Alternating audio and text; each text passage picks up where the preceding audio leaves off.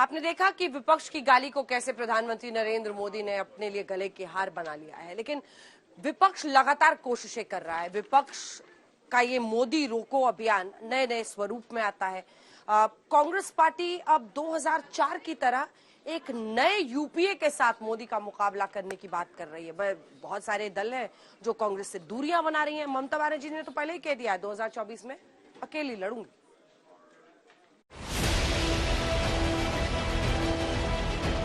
दिल्ली से करीब 2200 किलोमीटर दूर विपक्षी एकजुटता की पिक्चर का ये ट्रेलर चेन्नई में रिलीज होता है।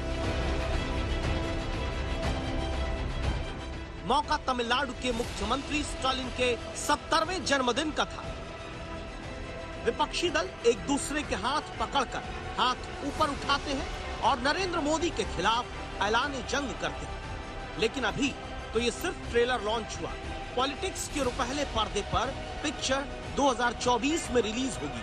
सबसे पहले आपको इस पिक्चर की कास्टिंग दिखाते हैं। पिक्चर का नाम मोदी रोको मोर्चा। डायरेक्टर तमिलनाडु के सीएम स्टालिन, पटकथा कांग्रेस, मुख्य कलाकार मल्लिकार्जुन खड़गे, सह कलाकार अखिलेश यादव, तेजस्वी यादव, फारूक अब्दुल्ला। Release date 2024। ये फिल्म कांग्रेस का ड्रीम प्रोजेक्ट है, क्योंकि इस फिल्म की पटकथा कांग्रेस लिखती है और नरेंद्र मोदी को रोकने के लिए विपक्षी दलों से किरदार चुने गए। स्टालिन के मंच पर कांग्रेस के अध्यक्ष मल्लिकार्जुन खड़गे, समाजवादी पार्टी के मुखिया अखिलेश यादव, आरजेडी के नेता तेजस्वी यादव और नेशनल कॉन्फ्रेंस के फारूक अब्दुल्ला एक साथ दिखाई देते हैं। काफी दिनों बाद अखिलेश यादव किसी कांग्रेस नेता के साथ मंच साझा करते नजर आए। यहाँ खड़गे जो कहते हैं वो बहुत ध्यान से सुनने वाली बात है। We should continue to strengthen our alliance and lay the foundation for 2024 Lok Sabha victory for the UPA alliance from this stage. Tamil Nadu is a very special place for Congress. Shri Rahul Gandhi began the Bharat Jodo Yatra from Kanyakumari. खड़गे कहते हैं कि विपक्ष को एकजुट बनाए रखना होगा। 1 मार्च को खड़गे चेन्नई में ये बात कहते हैं। अगले दिन 2 मार्च को कांग्रेस पर मोदी बिजली गिरा देते हैं। पूर्वोत्तर के 3 राज्यों में बीजेपी का डंका बजता है। विपक्ष धड़ाम से गिरता है और ये वो राज्य यहाँ कभी लेफ्ट और कांग्रेस का दबदबा हुआ करता था। इस दफा त्रिपुरा में लेफ्ट और कांग्रेस ने गठबंधन करके चुनाव लड़ा, फिर भी नरेंद्र मोदी ने हरा दिया।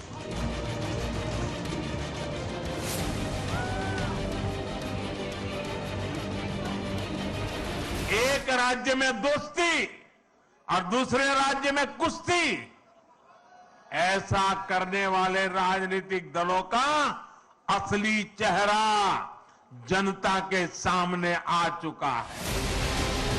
हम आपको बता दें कि 2024 की जंग में बीजेपी केंद्र की सत्ता में हैट्रिक लगाने की सोच रही है, तो कांग्रेस मोदी को हराने के लिए 2024 में 2004 के फॉर्मूले पर विचार कर रही है। रायपुर के अधिवेशन में कांग्रेस ने 2004 का यूपीए फॉर्मूला सामने रखा।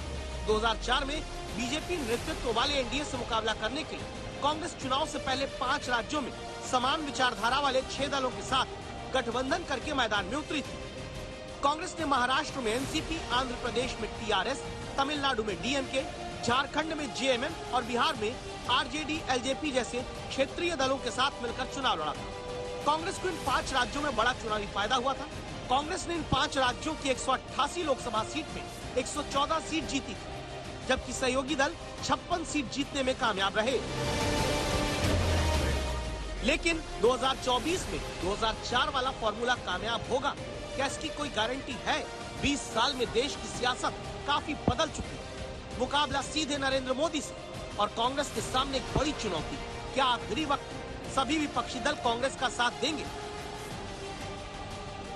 ऐसा इसलिए क्योंकि भले ही स्टालिन के मंच पर अखिलेश, तेजस्वी, फारूक अब्दुल्ला खड़गे के साथ दिखाई दिए हो, भले ही शरद पवार के साथ उद्धव ठाकरे भी कांग्रेस के साथ दिखते हो।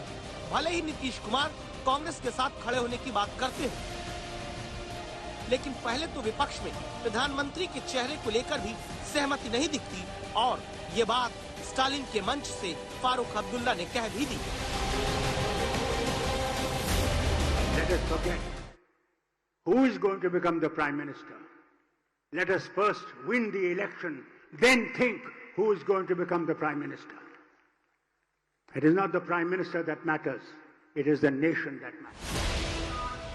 इस वक्त कांग्रेस के प्लान 2024 को सबसे बड़ा झटका ममता बनर्जी ने दिया। ममता ने कहा कि 2024 में वो अकेले चुनाव लड़ेंगी।